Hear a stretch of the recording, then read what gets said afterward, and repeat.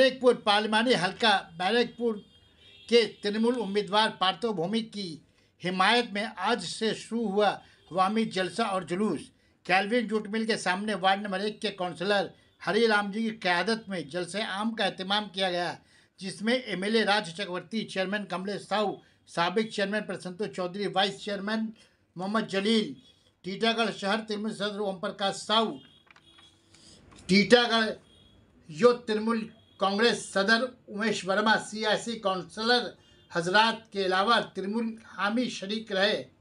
365 दिन हम काम करते हैं तो मेरा भी अधिकार बनता है कि 365वां दिन जब वोट का समय आएगा तो आपको वोट लेने का अधिकार हम लोग का भी है। हम लोग आप लोग के घर में जाकर हाथ जोड़ के गोड़ पड़कर आप लोग से प्रार्थना करेंगे कि हम लोगों ने जिस हिसाब से कार्य करते हैं उस हिसाब से उस कार्य का मोल आप लोग केवल एक वोट से चुकाइए। हम लोग काम करने के ऊपर विश्वास करते हैं। बहुत मीटिंग है, बहुत सारी बातें कहने को कहेंगे। अभी 20 मई को जो चुनाव होने जा रहा है बैरकपुर लोकसभा का,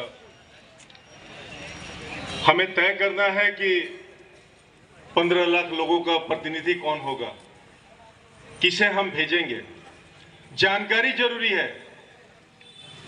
एक तरफ एक सभ्य पढ़े लिखे शिक्षित 3 बार के विधायक और पश्चिम बंगाल के सिंचाई मंत्री पार्थो भौमिक हैं। दूसरी तरफ 165 क्रिमिनल केस के अपराधी भारतीय जनता पार्टी के नेता हैं। तय करना है कि 20 मई को चुनाव में किसे वोट देना है। 2019 में बैरकपुर के जनता ने भूल की थी, भारतीय जनता पार्टी को वोट किया था और वोट सार्थक भी हुआ था।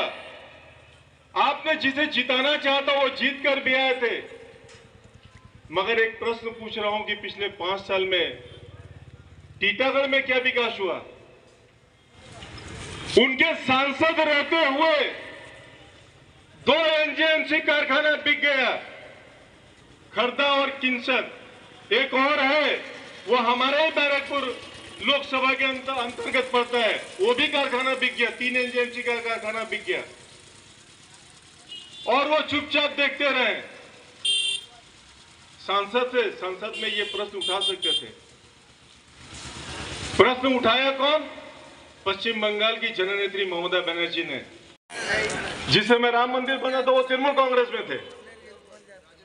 तो कोई गुंडा बदमाश भारतीय जनता पार्टी का टिकट लेकर खड़ा होकर बोलेगा हम तो राम को लाए, आप हमको वोट दीजिए, और हम लोग मूर्खों जैसा उनके पीछे खड़ा होकर तैयार हो जाते हैं वोट देने के लिए।